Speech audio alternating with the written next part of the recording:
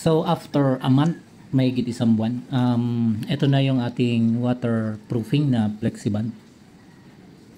Parating umuulan kaya hindi ko siya na primer agad. Meron na siyang mga whitish marks o white marks dyan. So parating inuulan at iniinitan. Kaya ganyan yung nangyari sa kanya. Hindi ko alam kung may effect siya dun sa pagwa-waterproofing. Pero sana wala. Anyway, ito ay lalagyan ko na ng primer. So ang gagamitin nating primer ay itong Boysen Acritex. Ito ay color white. Recommended siya sa mga external application. Mga nasa labas na part, naaarawan man o nauulanan. Kasi siya ay solvent based, mas matibay yung kapit. At subok na matibay nga sa panglabas na pag-a-applyan natin. May mga nakasulat na tong instruction dun sa kanyang lata. At syempre bumili rin ako nitong Acritex reducer para kung sakaling kailangan, kung masyadong malapot. Pero depende yan sa panahon at oras ng pag-a-apply niya ng pintura. So try na natin tong buksan at haluin at titingnan ko kung lalagyan ko pa ng primer. Ng reducer pala.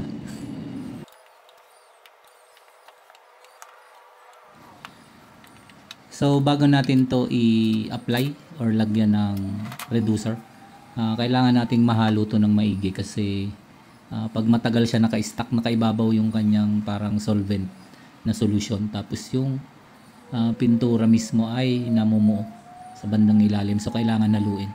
Mas maganda kung meron kayong timba na mas malaki sa kanya, pang 1 gallon or pang 4 liters, kasi dito sa akin umaapaw-apaw siya ng konti. Kasi nga parang saktuhan yung pagkakalagay nila nito. Pero ang mahalaga dito ay kailangan mahalo nating maigi para hindi siya malapot pag na-tiyempo kayo dun sa hindi nahalo. So itong sa akin ay yung tansya ko kasi medyo malabnaw siya, so hindi ko na siya nilagyan ng reducer. Mas maganda rin na walang reducer para solid yung ating primer. So ganun pa din sa application, maganda yung criss-cross na style nito. So pwedeng vertical muna, tapos next patong natin ay horizontal. Pero ako labo-labo pa rin, basta malagyan ko ng maayos, okay na yun. At saka dahil iba nga yung kulay nung waterproofing natin, mas madali kong makikita yung mga hindi nalagyan. So sa first coating, maganda pa rin na tingnan natin yung ina-applyan natin, yung mga dugtungan, lalo na dun sa floor at saka sa wall. Yung dugtungan nila, mas pinupulido ko sa part na yon kasi doon nag-stack up yung tubig. So mas maganda malagyan natin yan. Isa pang mahalagang bagay dito ay kailangan mo dito ng paint mask kasi masyadong matapang yung amoy nito. Syempre ako wala na naman, pero okay lang kasi outdoor naman kasi itong sa akin, sa rooftop ito, kaya maganda yung ventilation. Pero naaamoy ko pa rin siya, matapang talaga yung amoy dahil solvent base nga. At makikita nyo naman dito sa first coating pa lang parang okay na pero ito ay ito 2 coats ko para sigurado. So itong nakikita nyong part na pinipinturahan ko ay ito yung parang bakod ng rooftop. Yung parang pasobra dun sa wall para maging bakod siya. So nasa taas ako ng 3rd floor nito. At saka parang maaga ko to na i-apply kasi nakita ko hindi malinaw yung malinaw yung kalangitan. So inunahan ko na yung ulan kaya ko to maaga na i-apply. So hindi ko rin sure kung may effect din yon na kasi malamig yung semento. Hindi ko alam kung may effect din doon sa primer natin. Pero ang maganda rito, maunahan ko na yung ulan. Kaya nilagay ko na tong first coating natin dito sa ating vertical wall. Parang mga 6 to 7 AM to na ginawa. Medyo pasikat yung araw. Hindi ko lang sigurado yung eksaktong oras.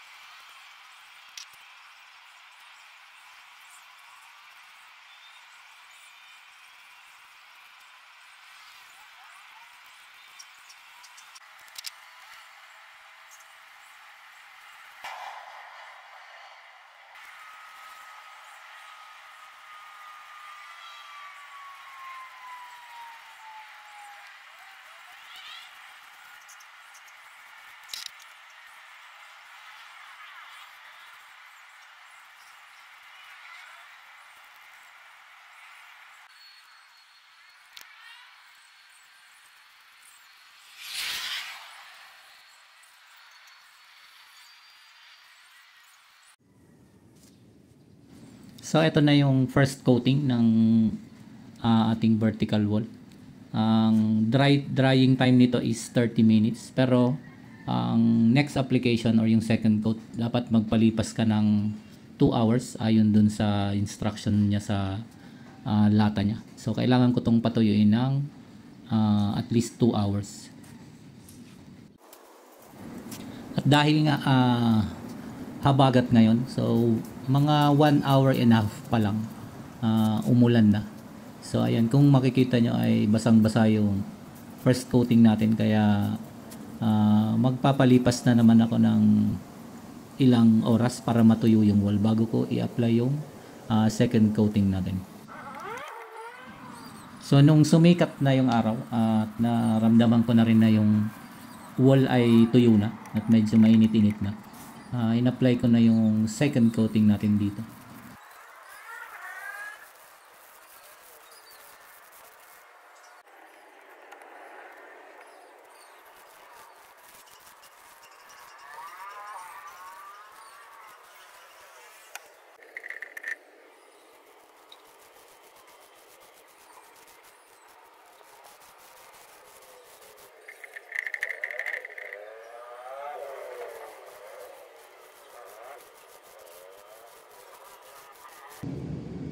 So yan na yung ating second coating at makalipas na naman yung ilang minuto after nung second coating ay umulan na naman, kaya nabasa na naman tong second coating natin. So hindi ko sure kung may effect yung mga ganong factor dito sa solvent base natin na primer, pero sa tingin ko wala naman. Bago siya inulan ay natuyo na siya, kaya yung nakikita nyo ay kahit basang-basa, walang natutuklap, walang tawag dito, walang visible na pagkasira ng ating primer. So ayan na yung ating Boysen na Acritex primer. So ang next ko ng step dito ay Acritex top coat na glossy. Pinag-iisipan ko pa kung white or ibang kulay yung gagamitin ko, para mas gusto ko kasi yung white kasi meron siyang nare-reflect niya yung init or yung sunlight, kaya hindi siya nag-absorb masyado ng init. Pero baka hindi ko na yung videohan, siguro update video na lang, depende na lang kung sipagin ulit ako.